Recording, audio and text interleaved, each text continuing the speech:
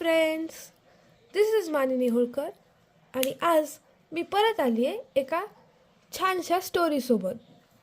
तर आपण आधी या स्टोरीला वाचून घेऊया जेणेकरून आपल्याला त्या स्टोरीची थोडीशी आयडिया येईल आणि त्यानंतर आपण स्टोरीचा अर्थ बघून त्यातले अवघड शब्द त्यानंतर सिनॉनिम्स अँटोनिम्स सर्व बघूया आणि व्हिडिओच्या शेवटी तुम्हाला त्याचे इमेज पण मिळून जातील, जसं की हार्ड वर्ड्स, सिनॉनिम्स आणि अँटोनिम्स सोबतच पार्ट ऑफ स्पीच पण मिळेल.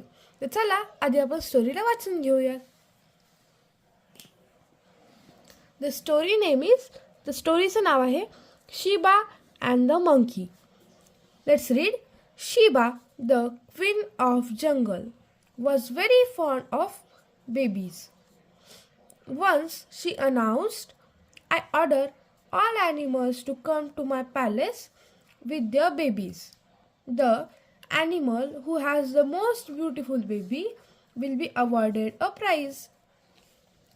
So, all animals come to Shiba's palace with their babies. Shiba was inspecting.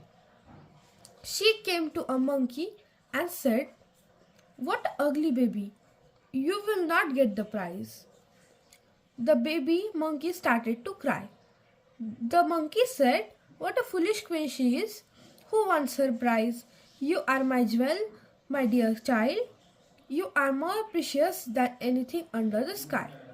Moral of the story is, mother's love has no equals. Okay, तर आपण story read केलेली आहे. यावरून आपल्याला थोडंसं कळतं की एका राणी आणि एका माकडाबद्दल ही गोष्ट आहे. तर चला तर विद्यार्थी मित्रांनो, आपण ही स्टोरी समजून घेऊया. तर आपल्या गोष्टीचं नाव आहे शिबा अँड द मंकी, म्हणजेच शेबा आणि माकड. तर चला आपण गोष्टीकडे वळूया. Sheba, the queen of jungle, was very fond of babies. Sheba जी जंगलाची राणी होती, तिला लहान बाळांची खूप आवड होती. तिला लहान बाळ आवडायचे फार. Once she announced, I order all animals to come to my palace with their babies. एकदा तिने असं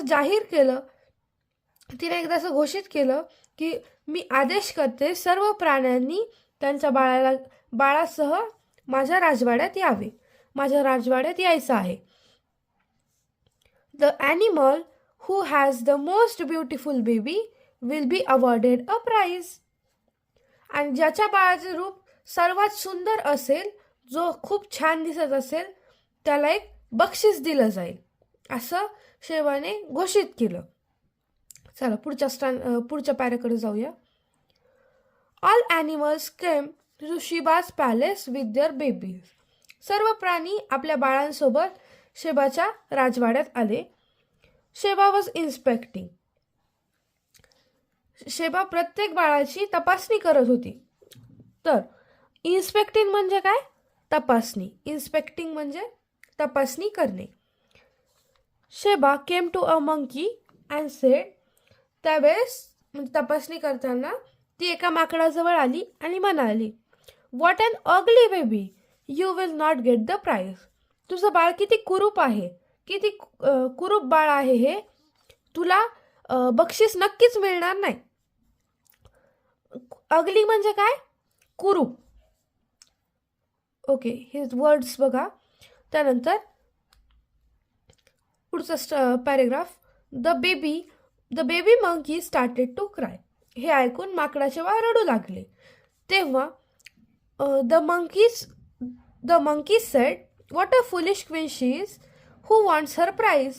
तेव्हा ते माकड म्हणालं की किती मूर्ख राणी आहे ही, हिचं बक्षीस कोणाला पाहिजे, आम्हाला नाही हवं हिचं बक्षीस. "You are my jewel, my dear child." ती तिच्या बाळाला असं म्हणाली, "तू माझा दागिना आहेस माझ्या प्रिय बाळा." म्हणजे यू आर माय, एका आईने तिच्या बाळाला दागिन्यांसोबत तोललेलं आहे, त्याची तुलना दागिन्यांसोबत केलेली आहे. "You are more precious than anything under the sky." म्हणजे या आकाशाखाली, या जगात असणाऱ्या कोणत्याही गोष्टीपेक्षा तू माझ्यासाठी अधिक मौल्यवान आहेस. म्हणजे तिला म्हणायचे की तू माझ्यासाठी फार मौल्यवान आहेस. तर आपल्याला या गोष्टीतून काय बोध घ्यायला हवा? तर या गोष्टीचा बोध आहे इथे बघा, mother's love has no equals. म्हणजे आईचं प्रेम हे अतुलनीय आहे. अतुलनीय म्हणजे काय? तर त्याची तुलना कोणासोबतही केली जाऊ शकत नाही, असं आईचं प्रेम असतं. तर ही होती आजची गोष्ट. या गोष्टीतून आपण बरेच नवीन शब्दही शिकलो. या नंतर आपण काही समानार्थी शब्द शिकू, विरुद्धार्थी शिकू, आणि आपल्याला ज्या शब्दांच्या जाती म्हणजेच पार्ट ऑफ स्पीच ओळखता आले पाहिजे तेही आपल्याला यातमधून शिकायचं आहे. तर आता या व्हिडिओच्या शेवटी तुम्हाला काही इमेजेस दिसतील, त्यामध्ये हार्ड वर्ड्स, अँटोनिम्स, सिनोनिम्स आणि पार्ट ऑफ स्पीच आहेत.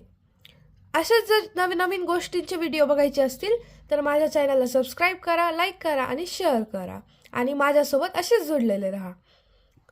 चालतंय, तर आज आपण इथे थांबूया. थँक्यू.